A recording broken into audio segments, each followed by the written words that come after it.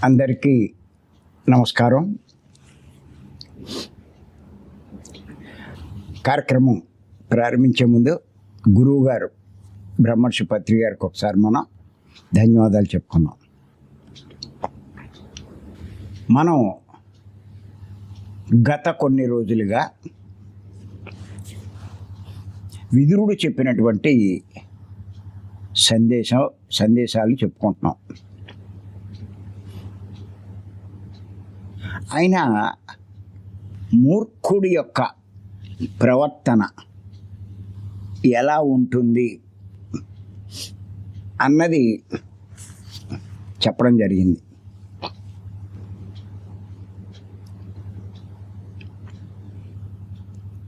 ఆయన ఇచ్చినటువంటి ఈరోజు సందేశం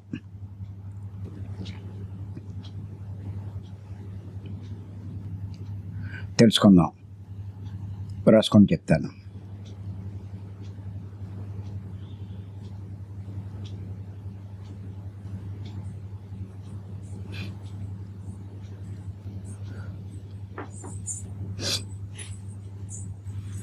కోపము, అసూయ లాంటివి తననే దహించి వేస్తాయనే వివేకం లేకుండా మాటి మాటికి వాటిని ప్రదర్శిస్తాడు అని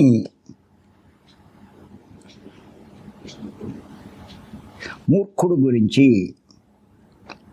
విదురుడు చెప్పడం జరిగింది.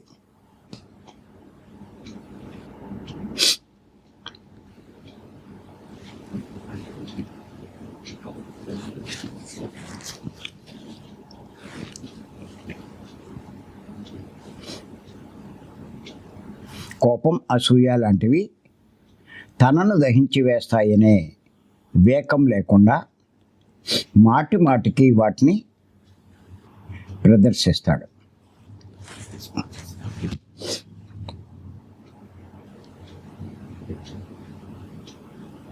నిజంగా చాలామందికి ఈ విషయం అవగాహన లేదు.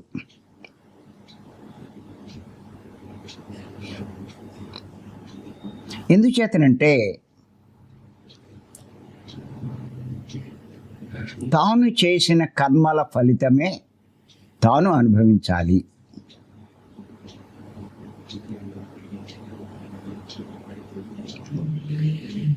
అన్న అవగాహన లేకుండా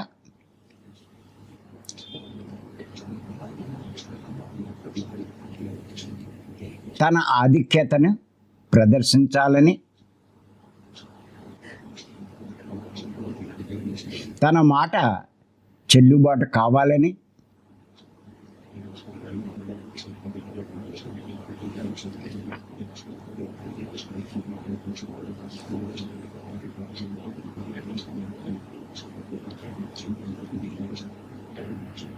ఆఫీసర్లు,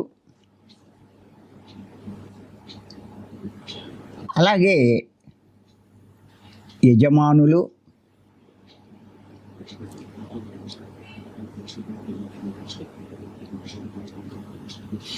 అలాగే భర్తలు,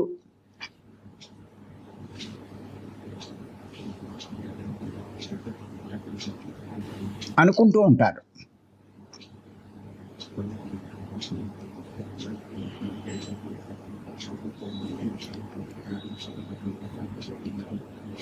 అంతేకాదు ఎదటి వారు కూడా, అంటే భార్యలు కానీ, పనివాళ్ళు కానీ, కింద ఉద్యోగస్తులు కానీ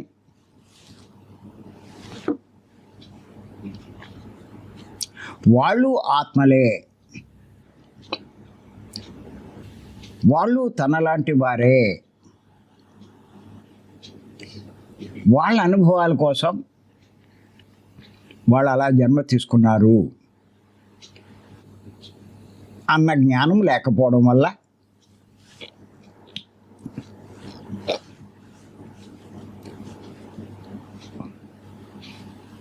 వాళ్ళని తన చెప్పు చేతల్లో ఉంచుకోవాలని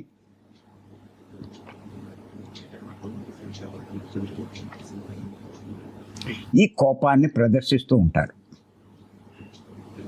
ఈ చాలా సంసారాల్లో చూస్తూ ఉంటాం మనం.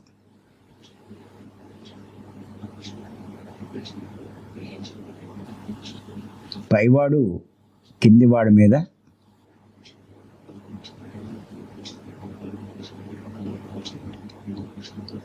పెత్తనం చేయడం అన్నది.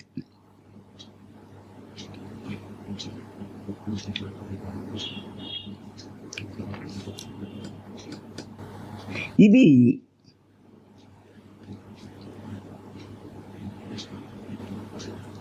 అంటే దాని ఫలితం చివరకు తననే దహించి వేస్తాయి. ఎన్ని చేస్తాడో, ఎంతలా అణగదొక్కాలని ప్రయత్నిస్తూ ఉంటాడో,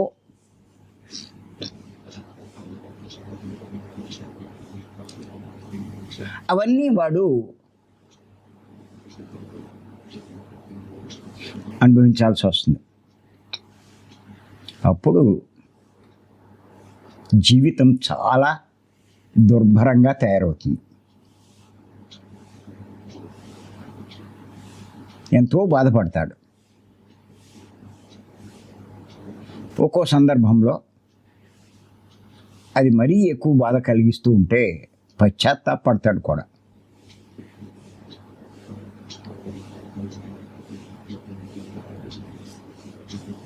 ఎందుచేతనంటే మీరు గమనించండి, ఎంత కోప్పడినా, ఎన్ని చేసినా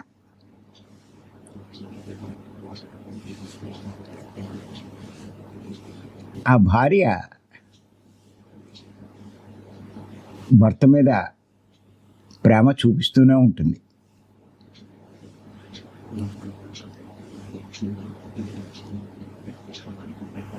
సర్దుకుపోతుంది. ఏదో వాడికి అది సహజ గుణం.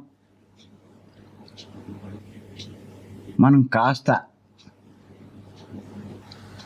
నోరు మూసి కూరుకుంటే ఏ గొడవ ఉండదు అని ఉంటుంది. కానీ అలా ప్రవర్తించడం వల్ల దాని ఫలితం, ఆ కర్మ ఫలితం భవిష్యత్తులో దారుణంగా తయారవుతుంది. అనిపిస్తాడు. అప్పుడు చేసేదేం లేదు. చాలామంది అలా అనిపించేటప్పుడు అన్నం కూడా జరుగుతుంది.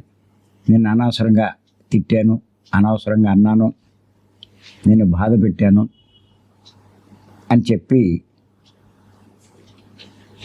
వాళ్ళలో వాళ్ళు బాధపడుతూ ఉంటారు, అంటూ ఉంటారు కూడా.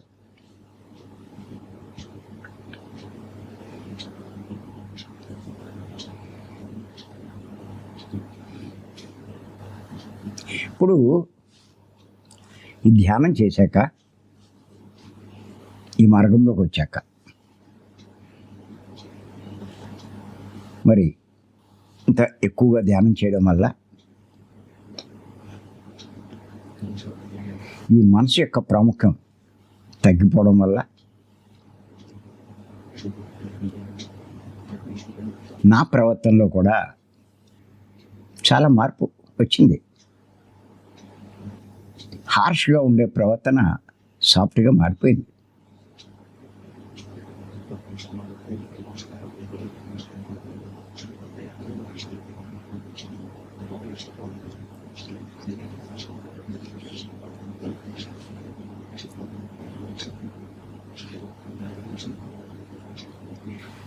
మా మేడంని అడిగితే మీకు తెలుస్తుంది ఎంత మారిపోయిందని.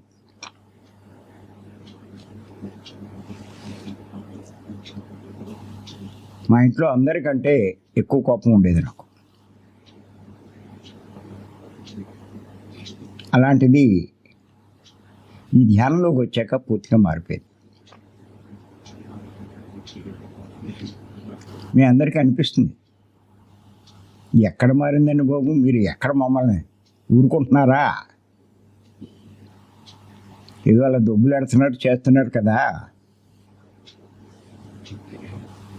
అని మీకు అందరికీ ఇప్పుడు అనిపించవచ్చు.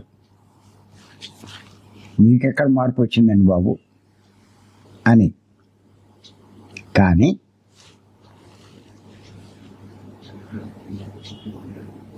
అక్కడ అహంకారంతో ప్రదర్శించే కోపం, కానీ ఇక్కడ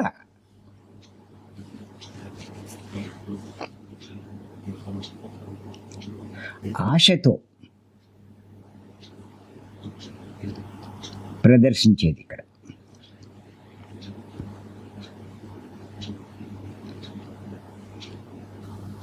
ఏమిటి ఆశ?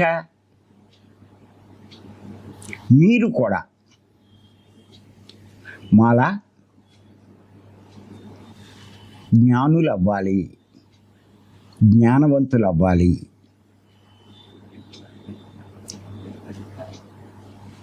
మీ లోపాలు మీరు తెలుసుకోవట్లేదు, మీకు అర్హత ఉన్నా అశ్రద్ధ చేస్తున్నారు, కాస్త శ్రద్ధ పెడితే ఎంత గొప్పగా ఎదుగుతారు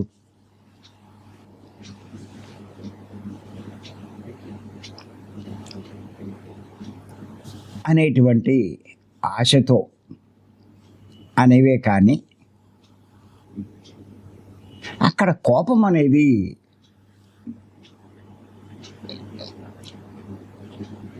ఏమీ లేదండి. అది అక్కడ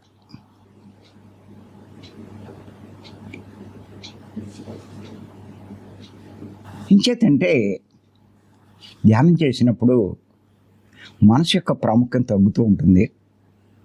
మనసు ప్రాముఖ్యం ఎంత తగ్గితే ఆత్మ ప్రాముఖ్యం అంత పెరుగుతుంది. ఆత్మ ప్రాముఖ్యం పెరిగే కొద్దీ మీకు అంతరాత్మ సందేశాలు చాలా బాగా అర్థమవుతాయండి, చాలా క్లియర్గా అర్థమవుతాయి.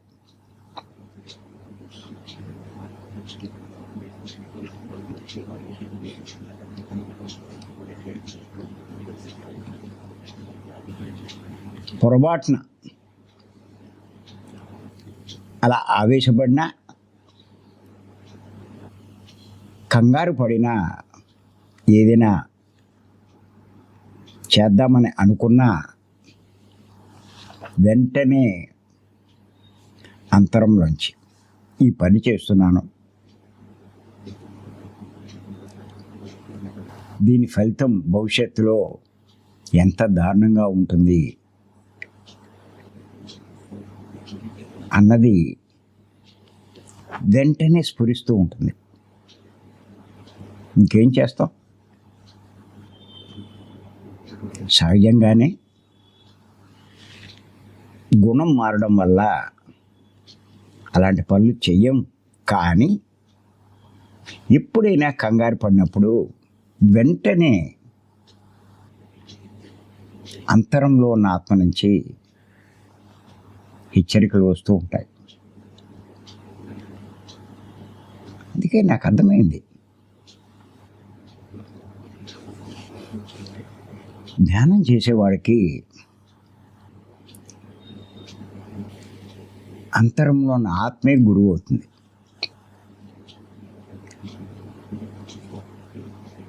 చెయ్యకూడనివి, చెయ్యవలసినవి ఎప్పటికప్పుడు చెప్పడము, హెచ్చరించడము జరుగుతుంది. మీరు తప్పు చేయకుండా, నష్టపోకుండా ఆత్మ సదా మిమ్మల్ని ఎప్పుడూ గమనిస్తూ హెచ్చరిస్తూ ఉంటుంది. ఇది మర్చిపోకండి. మీరు ఎన్ని తప్పులు చేస్తున్నా మీ లోపల నుంచి మీకు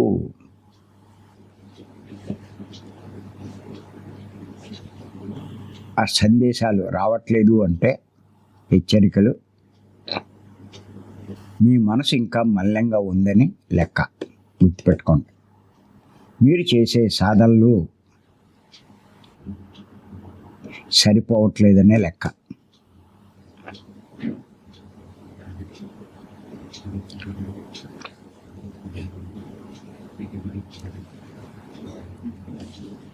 ఇప్పుడున్న మీ స్థాయిలో, అటు ఇటుగా ఉన్న స్థాయిలో చేసేసాక తెలుస్తుంది. ఆ తప్పు చేసేసాక అరే చేయకుండా ఉండవలసిందే అని అప్పుడు అనుకుంటారు. ఇంకా అదే మనసు మరీ మలినంగా ఉంటే చేసినా ఏమీ తెలీదు, అది కరెక్ట్ అని అనుకుంటారు. ఇక్కడ ఇలా 3 రకాలు ఉంటాయండి.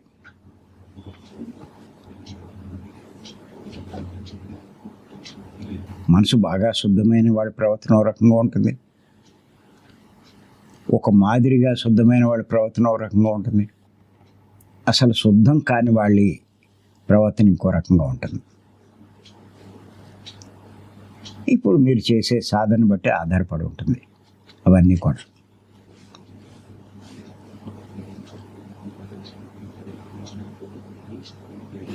అందుచేత ఒకటే చెప్తున్నాను నేను, సాధన బాగా చేయండి, ఆహార నియమాలు కఠినంగా పాటించండి. ఈ 2 నేను చెప్పేది. ఈ 2 మనసును శుద్ధి చేస్తాయి. మనసు ఎంత శుద్ధి చేస్తే మీ ప్రవర్తన అంత బాగుంటుంది. మీ నుంచి ఎటువంటి తప్పులు జరగవు. అందుచేత మీ భవిష్యత్తు చాలా బాగుంటుంది.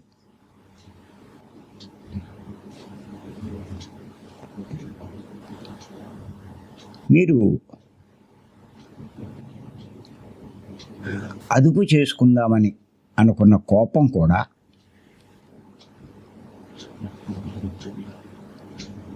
ఈ ధ్యానం చేయడం వల్ల అదుపు చేసుకుంటారు, లేకపోతే అదుపు చేసుకోలేరు. అందుకే పత్రికారు కూడా చెప్తారు, భార్యాభర్తలు ఇద్దరూ ధ్యానం చేస్తే ఆ సంసారం స్వర్గం అవుతుందని చెప్పి.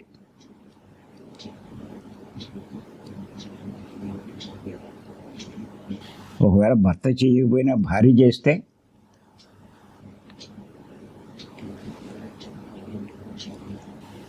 వాడి యొక్క మూర్ఖత్వం అర్థం చేసుకుని ఓపికతో సహిస్తుంది.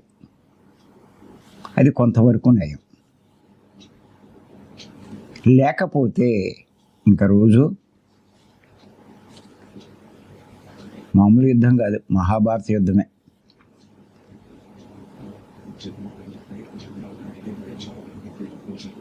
నువ్వు తక్కువ, నువ్వే కారణం, నీ వల్ల ఇదంతా. వీళ్ళు తిట్టుకుంటూ చివరికి ఎక్కడికి వెళ్ళిపోతారంటే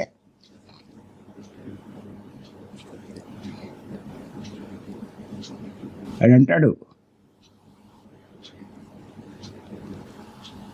మీ అమ్మ ఇలాంటి దాన్ని కంది అని. మీ అమ్మ మటుకు తక్కువదా అంటుంది ఈవిడ. చివరికి వీళ్ళు తిట్టుకోవడం అనేసి వాళ్ళ అమ్మల్ని నాన్నల్ని తిడతారు. భలే విచిత్రంగా ఉంటాయి. చూసుకొని కావాలంటే సరే టాపిక్లు ఎక్కడికి వెళ్ళిపోతాయో. అది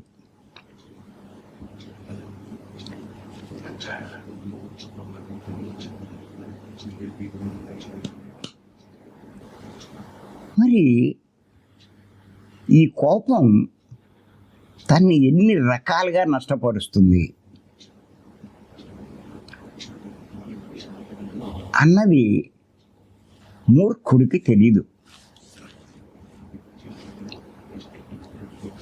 మూర్ఖుడు అంటే మనసు బాగా మలినంగా ఉన్నవాడు.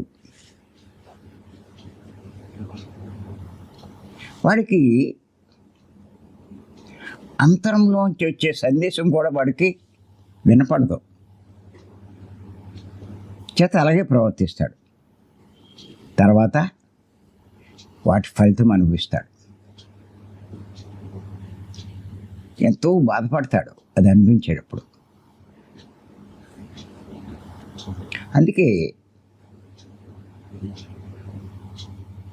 విదురుడు అన్నాడు, అది వాడినే దహించి వేస్తుంది అని.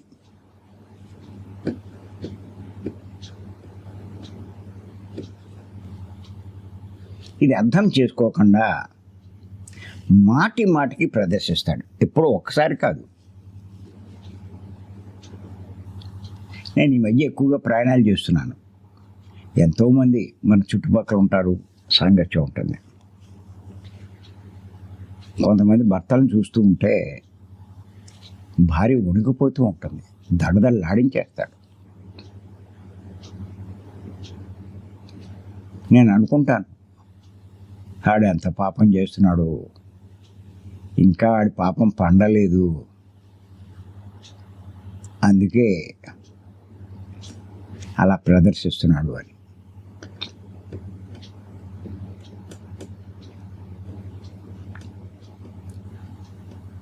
టైం వస్తుంది, అప్పుడు అన్నీ దిగిపోతాయి.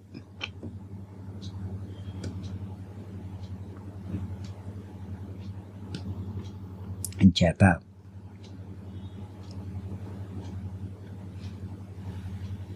ఈ మూర్ఖత్వం ఎవరినైనా సరే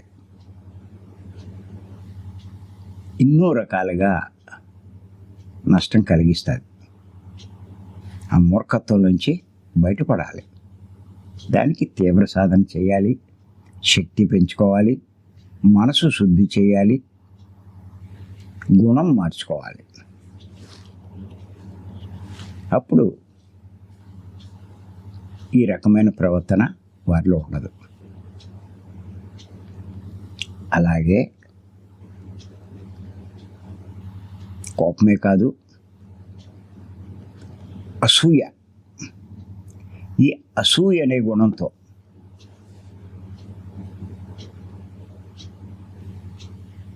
కూడా ఎంతో నష్టపోతారు.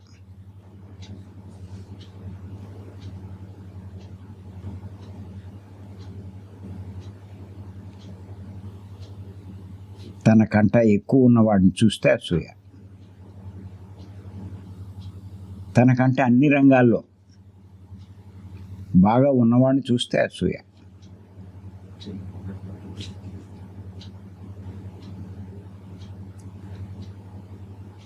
డబ్బు ఉన్నవాడిని చూసిన,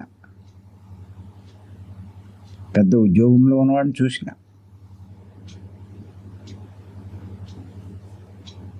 హోదాలో ఉన్నవాడిని చూసిన,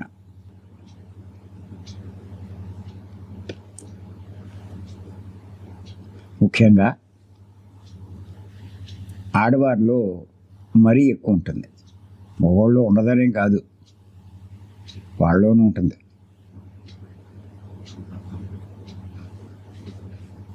తనకంట మంచి చీర కట్టుకున్న అసూయే, ఓ వస్తువు ఎక్కువ పెట్టుకున్న అసూయే.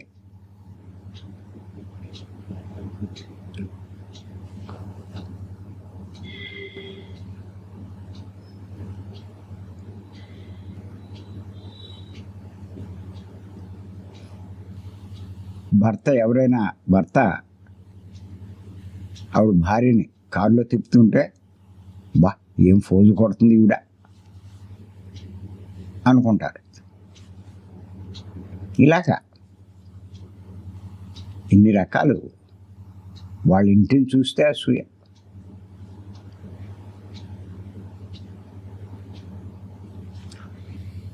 దీనివల్ల చెయ్యకూడని పనులు చేస్తారు అసూయతో.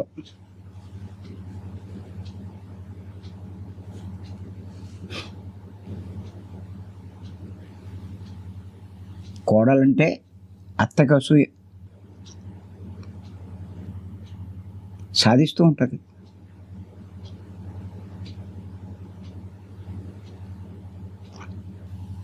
అబ్బాయి పెళ్లి కావాలి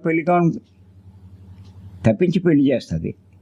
కోళ్ళు వచ్చాక సాధిస్తూ కూర్చుంటుంది.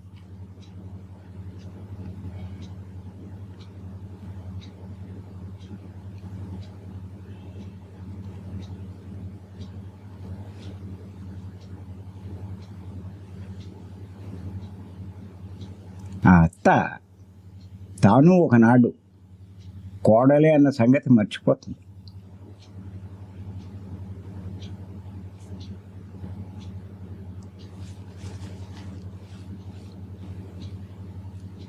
ఆ కూతురి మీద ఉన్న ప్రేమ కోడల మీద చూపించలేదు. కూతురు అవుతే తన సొంతం, కోడలు అవుతే అక్కడి నుంచి వచ్చింది. అది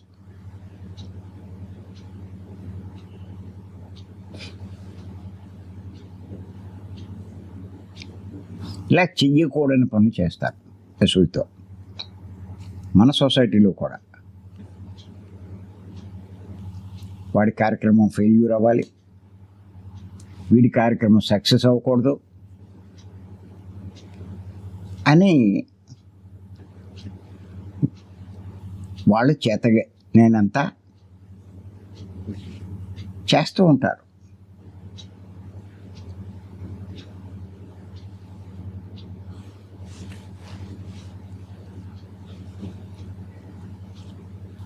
ఏదైనా ఊళ్ళో క్లాస్ జరిగిందనుకోండి, ఆ పక్క ఊళ్ళో ఎవరికో తెలిసింది, క్లాస్కి రావాలనుకుంటారు. ఆ ఊళ్ళో ఉన్న ఎవరో పెద్ద మాస్టర్ వాళ్ళు ఫోన్ చేసి అడుగుతారు అక్కడ క్లాస్ ఏమైనా ఉందా అని. ఆడి క్లాసు మీద అసూయ ఉన్నవాడు ఏమంటాడంటే, వాడి క్లాసా, వాడేం చెప్తాడు, ఆడు మోకో, వాడికేం తెలుసు, దానికి ఎవడెళ్తాడు అని చెప్పి అంటాడు. అంటే ఎవరు వెళ్ళకూడదని తన వంతు అది ఫెయిల్యూర్ అవ్వాలని.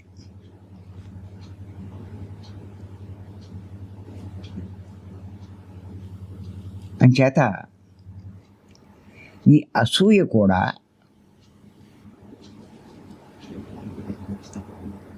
చెయ్యకూడని పనులు చేస్తుంది.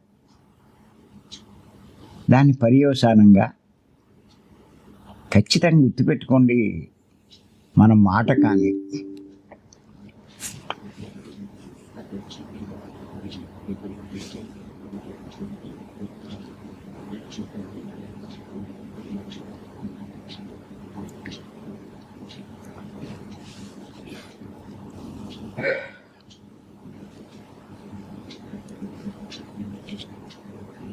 తన చేత కానీ నువ్వు అసూయతో చెయ్యి, కోపంతో చెయ్యి, దేంతో చెయ్యి, నువ్వు చేసిన ప్రతీదీ కూడా ఈ సృష్టిలో రికార్డ్ అవుతుంది. రికార్డ్ అవ్వడమే కాదు, సమయ సందర్భానుసారంగా దాని ఫలితం కూడా నువ్వు అనుభవించాల్సి వస్తుంది. ఇది ప్రతి ఒక్కళ్ళు మర్చిపోకండి. చేత ఈ రెండు కూడా చాలా ముఖ్యమైనవి, కోపము, అసూయ. అవి తనకే నష్టం కలిగిస్తాయి అన్నది ఎప్పుడు మర్చిపోకూడదు, గుర్తుపెట్టుకోవాలి.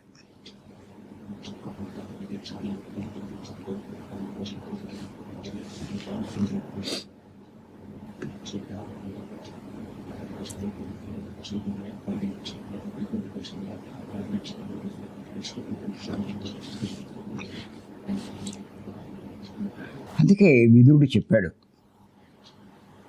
ఇవి మూర్ఖుడి లక్షణాలు, ఇవి నష్టం కలిగిస్తాయి, వీటి నుంచి బయటపడాలి అని చెప్పి. చేత మనల్ని మనం ఒకసారి పరీక్షించుకొని ఈ లక్షణాలు ఇంకా ఏమైనా ఉంటే మన మనసు శుద్ధి చేసుకునే ప్రయత్నం చేయాలి. అంటే ఇప్పుడున్న శుద్ధి సరిపోలేదన్నమాట, ఇంకా శుద్ధి కావాలి. అంటే సాధన ఇంకా పెంచాలి. ఆ లక్షణాలు పూర్తిగా పోయేదాకా మన సాధన ఇంకా ఇంకా తీవ్రంగా చేస్తూ ఉండాలి. ఆహార నియమాలు పాటించాలి. ఒక్క సాధన మీదే మీరు సరిపోతుందని అనుకోవద్దు. దానికి ఎంత ప్రాముఖ్యం ఉందో ఆహార నియమాలకు కూడా అంతే ప్రాముఖ్యం ఉంది.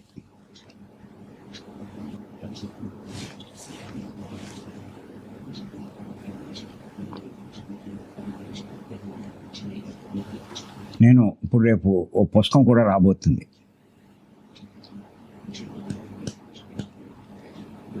ఏమిటంటే ఆ పుస్తకం మాస్టర్గా ఎదగాలంటే. అందులో చాలా పాయింట్లు చెప్పాను.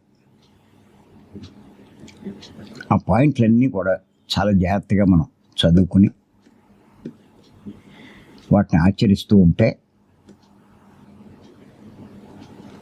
మనం సంపాదించుకున్న శక్తి కోల్పోకుండా ఉంటామండి.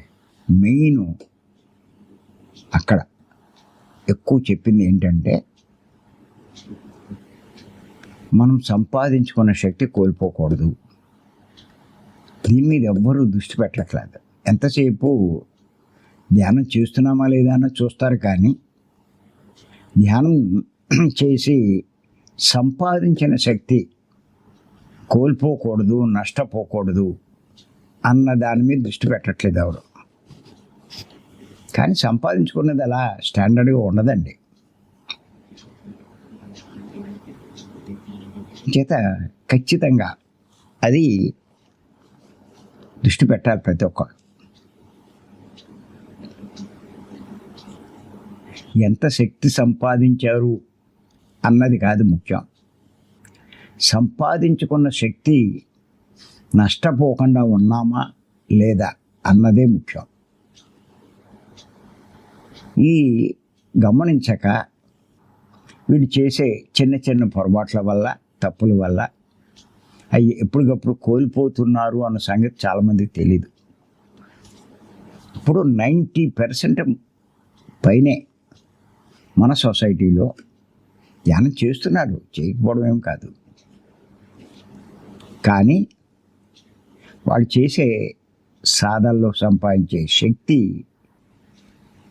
కోల్పోతున్నారు అన్న సంగతి వాళ్ళు తెలుసుకోలేకపోతున్నారు. ఇది చాలా ముఖ్యం. ఇప్పుడు గుర్తుపెట్టుకోండి. మీరైనా సరే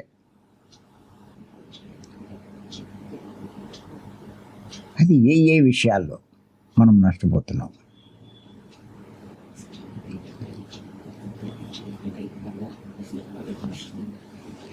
మరి మీరు శక్తి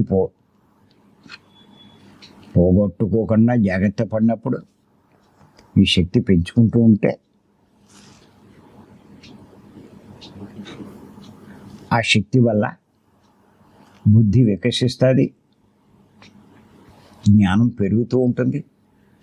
అప్పుడు మీరు గొప్ప మాస్టర్గా ఎదగలుగుతారు. మాస్టర్గా ఎదిగి మీరు చేసే పనుల వల్ల, సేవల వల్ల ప్రకృతి సహకారం లభించి మీరు ఇంకా ఎదిగే అవకాశం ఉంది. ఏదో నామకహా చేయడం కాదు, ఇవన్నీ మీరు దృష్టిలో పెట్టుకొని ఇంకా శ్రద్ధ పెడితే అంతులేని మార్పు వస్తుంది. ఇప్పటికే మీలో చాలామందిలో మార్పు వచ్చింది, ఆ సంగతి తెలుసు నాకు. ఇంకా రావాలి, సరిపోదు. అక్కడితో తృప్తి పడిపోకండి. మీ గతానికి ప్రస్తుతానికి అద్భుతమైన మార్పు వచ్చింది, ఆశ్చర్యం గొలిపే మార్పు వచ్చింది. నేను బయటికి వెళ్ళి చూస్తూ ఉంటే అక్కడ ఉన్న పరిస్థితి, ఇక్కడ మన వాళ్ళ పరిస్థితి చూస్తే ఎంత భిన్నంగా ఉందంటే అంత భిన్నంగా ఉంది. నేను అనుకుంటూ ఉంటాను, ఎంత ఎదిగారు మన వాళ్ళని, వాళ్ళందరినీ చూస్తున్నప్పుడు.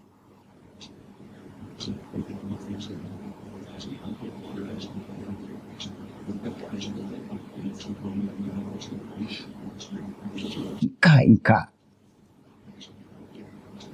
అక్కడితో తృప్తి పడద్దు. నేను చెప్పేది ఇంకా ఎదిగే ప్రయత్నం చేయండి. మీరు ఒక్క విషయం మర్చిపోకండి, అందరూ ఆత్మలే. ఈ విషయం ఎప్పుడు మర్చిపోకండి, నేను చెప్తున్నాను. ఆత్మ అన్న భావంతో మీరు ఏ పనులైనా చేయండి. నేను ఆత్మ. ఇప్పుడు మీరు ఎంతో సక్సెస్ అవుతారు. ఇప్పుడు ఈ సమస్యలు, బాధలు, ఈ ఇబ్బందులు, ఈ కష్టాలు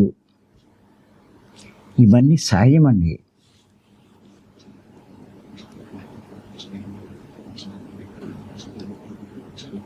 నేను ఇంకా ఈసారి రాసే పుస్తకాల్లో విషయాలు కూడా చాలా వచ్చినాయండి.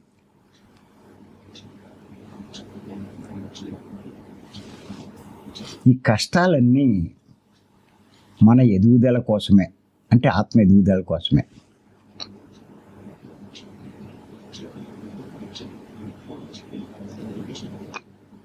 ఓ టాపిక్ ఇచ్చాను అందులో, దుఃఖం వల్ల లాభాలు అన్నది. మనం ఇంకా ఇంతకుముందు బాగా ఎలాబరేట్గా చెప్పాం, సింపుల్ పాయింట్లో చెప్పాను నేను.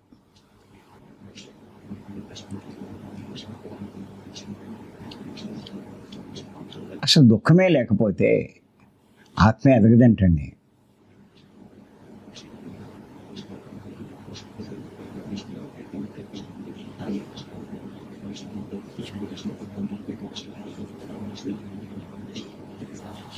పురుటి నొప్పులు భరించకపోతే పురుడు ఎలా రాదో, పిల్లవాడు ఎలా రాడో, అలాగే దుఃఖమే లేకపోతే ఆత్మ ఎదగదండి. ఆత్మ ఎదగాలి అంటే ఖచ్చితంగా పత్రిక చెప్పారు కదా, మీకు వచ్చే కష్టాలు, నష్టాలు, అవమానాలు ఆత్మ ఎదుగుదలకు సోపానాలు, అంటే మార్గాలు.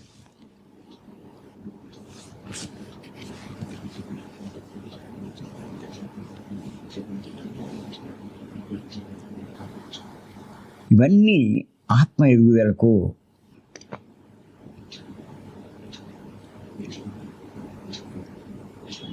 ఇవే మనకి ఎంతో మేలు చేస్తాయి. ఆ దుఃఖం, ఆ కష్టాలు, ఆ నష్టాలు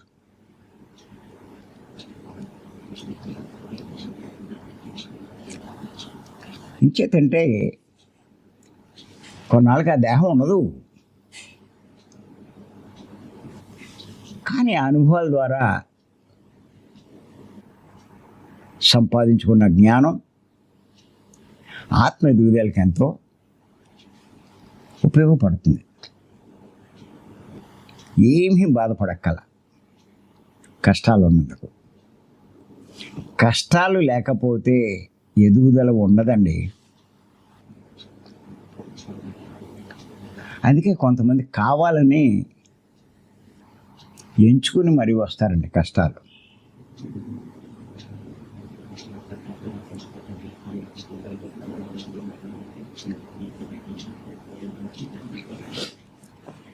ద్రౌపది కృష్ణుని అడిగిందంటే వరం, మాకు ఎప్పుడు కష్టాలు ఉంచు అని. అప్పుడే నువ్వు మా దగ్గర ఉంటావు అని చెప్పి.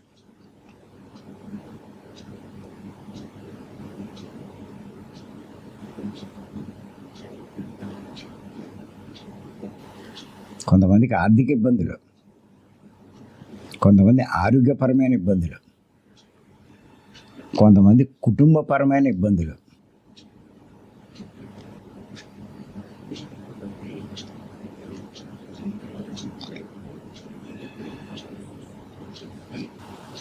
మీరు గమనించండి, మన దగ్గరికి వచ్చిన వాళ్ళందరికీ ఏదో ఒకటి ఉంటుంది. ఏమీ లేకుండా ఇందులోకి రారు. కానీ విచిత్రం ఏంటంటే, ఎందుకు మన వాళ్ళంతా జ్ఞానపరంగా ఎదిగిన వాళ్ళు అని అంటానంటే, ఎవ్వరూ మీ సమస్య గురించి ప్రస్తావించరు. మీకు తెలుసు,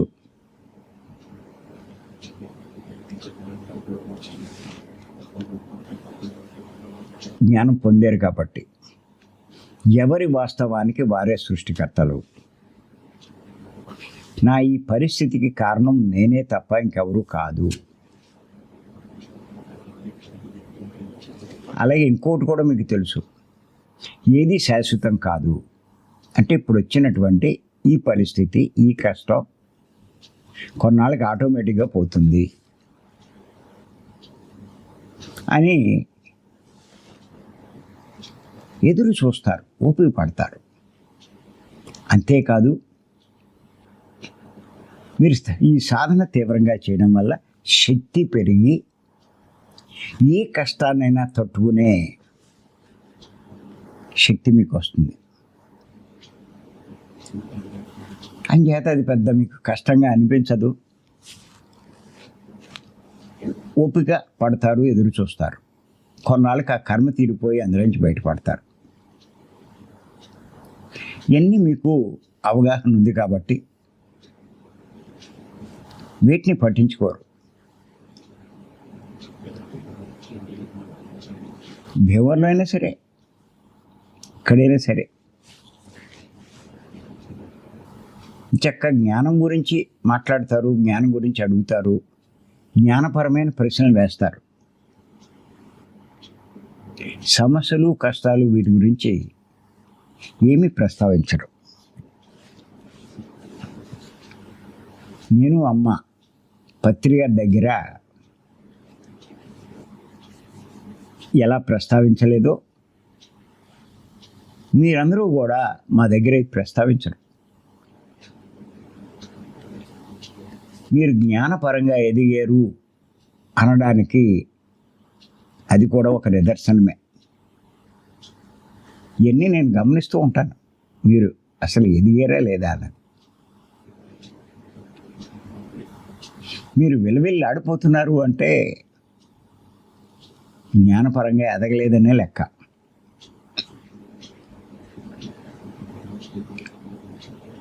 ఉంటాయి వెనకాల, ఇన్ని ఉంటాయి, లేకుండా ఎక్కడ ఉంటాయి? వాటి నుంచి ఎన్నో నేర్చుకునే ప్రయత్నం చేస్తున్నారు. అవన్నీ మీకు పాఠాలే.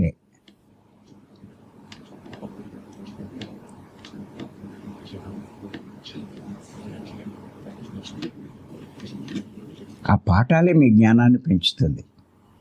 ఆ జ్ఞానమే ఆత్మ ఉన్నతికి ఉపయోగపడుతుంది. ఇప్పుడు అదే చేస్తున్నారు మీరు.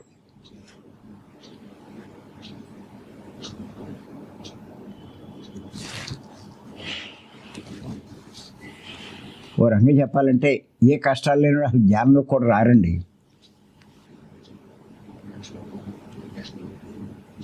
వాళ్ళు ఇంకా చాలా జన్మలు పడుతుంది, ఎదగరు, అంత గమ్మున ఎదగరు. వాళ్ళు నా లైఫ్ బాగుంది అనుకుంటారు. లైఫ్ బాగుంది అనుకున్నవాడు నష్టపోతాడు.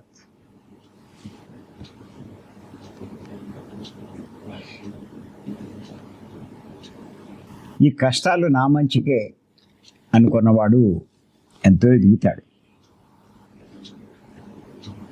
దాని నుంచి నేను నేర్చుకోవాల్సిన పాఠం ఏంటి అనే ధోరణిలో, ఆ కోణంలో ఆలోచించండి.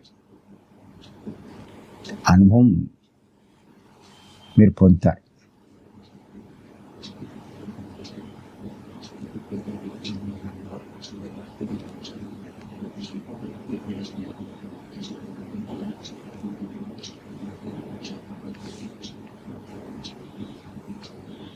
ఎవరున్నారండి మహాకోటీశ్వరులు?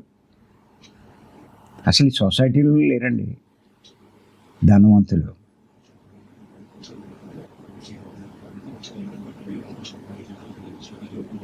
ఎక్కడో ఒకళ్ళు ఇద్దరు.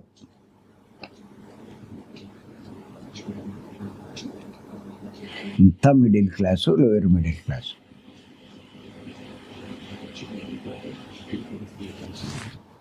డబ్బున్న వాడికి జ్ఞానం ఎందుకండి? జీసస్ క్రైస్ట్ చెప్పాడు కదా, ఒంటెను సూది బెజ్జంలోనే ఎక్కించవచ్చు కానీ ధనవంతుడికి మోక్షం ఇవ్వడం అసాధ్యమని.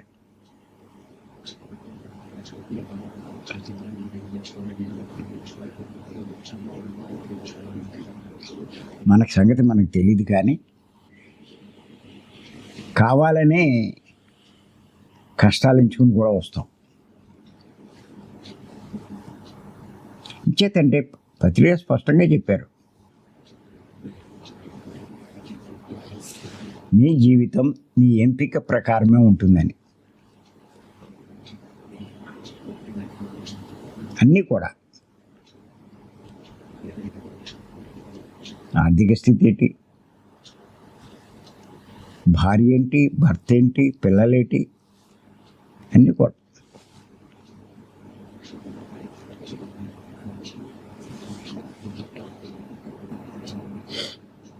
చేత గుర్తుపెట్టుకోండి,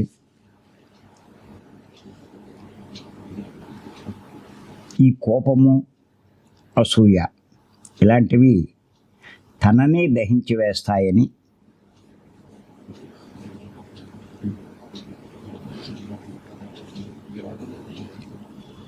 అటువంటి వివేకం లేకుండా మాటి మాటికి వాటిని ప్రదర్శించేవాడు మూర్ఖుడు.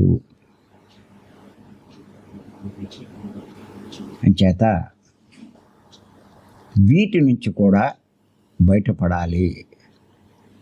మూర్ఖత్వం నుంచి బయటపడితే వీటి నుంచి కూడా మనం బయటపడతాం అన్నది తెలుసుకోవాలి. మరి ఈ అవకాశం ఇచ్చి మీ అందరికీ ధన్యవాదాలు. Thank you.